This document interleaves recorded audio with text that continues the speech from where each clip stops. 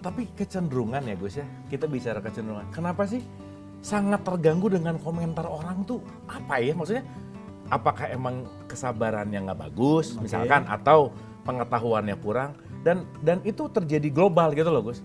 Karena begitu dikomentarin, rata-rata ya balik marah dan seterusnya gitu. Sensitif ya. Sensitif tuh, kenapa tuh? Iya. Kurang jauh ngopinya kali ya. Kurang jauh Iya, mainnya. Mainnya kurang jauh. Tapi itu memang manusiawi di mana-mana karena kita pengen segala sesuatu seperti yang kita pengenkan. That's it. Ekspektasi. Ekspektasi. Akhirnya dia tidak mau menerima sesuatu yang tidak seperti yang dia inginkan. Jadi seluruh masalah di dunia ini dari manusia pertama sampai manusia terakhir bahkan itu kalau dihimpun menjadi satu persoalan itu tentang tidak terima. Semuanya ya. Ya. Aku nggak terima nih. Iya. Ya, oke. Nggak bisa gitu dong kan gitu kan. Nah, Solusinya cuma satu. Apa itu? Terima. oke. Kita belajar mahal loh di mana-mana soal acceptance itu. Acceptance. Guru siapapun itu ngajari kita tentang acceptance, tentang bagaimana menerima. Ya sudahlah dia ngomong gitu nggak apa-apa, mulutnya sendiri enak kan. Ya aku memilih yang yang hatiku bisa lapang, bisa senang. Kita memilih pergaulan yang kita cocok dan lain sebagainya. Bisa dihindari. Kalau bisa dihindari, kenapa tidak menghindar? Oke. Kita nggak mau menghindar, kita malah masuk ke jebakan itu Oke. dan berkorban lebih banyak. Energi habis. Habis lah.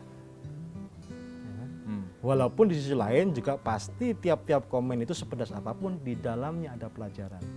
Kembali soal acceptance. Mau nggak orang lain menunjukkan keburukan? Karena seringkali kita gagal menemukan keburukan kita sendiri. Ya, coba dikasih pertanyaan 10 hal yang kamu hebat. Wow, cepet ya mungkin jawabnya. 10 hal yang kamu kurang apa ya gue ya kan gitu. Nggak banyak yang berani mengatakan kelebihanku adalah kelebihan kekurangan. Kekuranganku adalah kekurangan kelebihan. Nggak banyak. Tapi ketika kita berhasil mengalahkan ego kita sendiri, orang lain kehabisan bahan mau ngolok-ngolok juga. Nggak perlu lu, gua sendiri aja gua habisin gua sendirian gitu. Nah itu orang yang dianggap sudah selesai dengan dirinya. Oke. Ketika orang itu sudah selesai dengan dirinya, maka dia akan menjadi magnet energi yang sangat besar. Orang-orang akan datang kepadanya menyetorkan keburukan. Ya, Kang Abu, saya kok begini ya, saya kok pengen bunuh diri, saya kok pengen begini. Itu dia bawa itu. Nah, ketika sudah selesai dengan dirinya sendiri, dia akan menerima apapun seperti laut. Laut menerima air dari sungai yang bagaimanapun dari manapun. Semuanya diolah di laut itu dan semuanya dibawa naik. Ya, dibawa naik semuanya, diproses di atas itu. Untuk kembali diturunkan, mengulangi lagi perjalanan dari sungai yang berbeda. Wah keren sih. Ya kan? Ya. Nah pengalaman pribadi Gus kan nggak langsung jadi gini ya. Boleh nggak langsung? Kan ada pertumbuhan. Iya. Sepengalamannya Gus Chan, tips and tricks untuk merespon komentar yang pedas nggak enak, yang nyebelin gitu. Apa sih tips and triknya? Apa ya? Kok komen-komen ke aku bagus-bagus? Kok nggak ada musuh gitu? Ya ada lah, pasti ada. Tapi kalau kita mau menyadari, seringkali komen ini sekarang kan di dunia sosial media ya. Di sosial media jelas. Kita harus menyadari bahwa kehidupan di dunia saja fana, apalagi kehidupan di sosial media. Ya. Fana kuadrat ya. Fana kuadrat. Ini aja fana apalagi. Ya. Oke. Kehidupan di dunia nyata saja fana, apalagi kehidupan di dunia maya. Kan gitu. Kita harus sadar betul kita berada di mana. Ya. Jangan semuanya dilibatkan dalam satu persoalan. Semuanya itu bergantung pada pembagian energi. Contoh, anak sakit. Bisa nggak berangkat kerja tuh. Ya. Bisa berantakan itu banyak hal. Kenapa? Karena melibatkan 80% lebih energi untuk satu persoalan. Padahal kalau kita bisa share energi dengan baik, oh ini 10%. Tanggung jawab kantor, oh oke, 20%. Oh ini 30%. Jangan wasting your energy, tapi saving your energy. Nah, orang-orang hebat itu, dia punya manajemen energi yang baik. Sehingga seberat apapun persoalannya, dia tidak mau menghabiskan energinya. Dia kelola dengan baik, dia punya deposit energi, inilah yang kemudian di kemudian hari akan menjadi keberkahan bagi orang lain. Kiai itu kurang banyak apa persoalan? Masih bisa senyum, masih bisa memberikan ujaran-ujaran yang baik, semangat hidup dan sebagainya, karena saving energi. Deposit energinya itulah yang disebut keberkahan, orang yang berbondong-bondong sowan kepada beliau untuk mengalami berkahnya.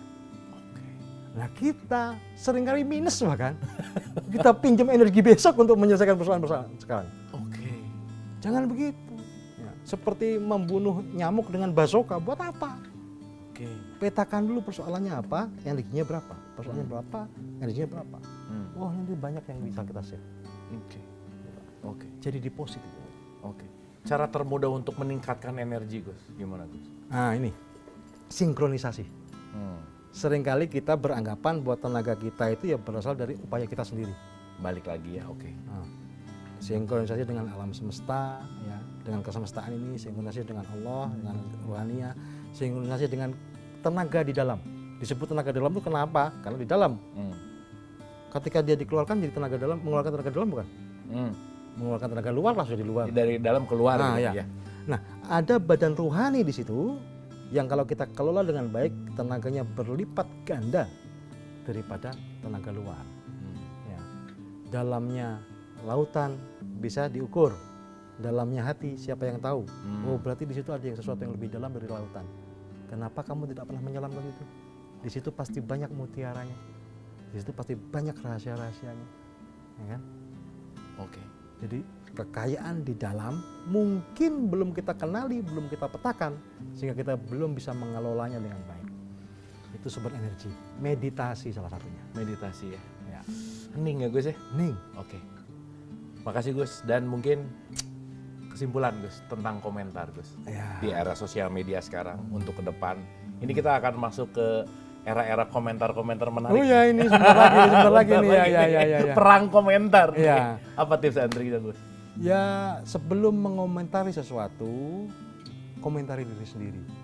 Kira-kira kalau komentar itu disampaikan, ditujukan kepada kita, apa respon kita? Ilmu cermin sampai kapanpun itu benar. Bercerminlah, ya, lihatlah wajahmu sendiri. Tanggunglah resikonya sebelum engkau tanggungkan resiko itu kepada orang lain. Kalau kamu tidak kuat, tidak mampu, janganlah kamu berbuat seperti itu kepada orang lain. Jangan mencubit kalau tidak mau dicubit. Terima kasih, Gus. Semoga bermanfaat dan kita tidak hanya ahli menjadi komentator, tetapi juga bagaimana kita berkontemplasi. Terima kasih, mohon maaf lahir dan batin. Wabillahi taufiq wal hidayah. Assalamualaikum warahmatullahi wabarakatuh.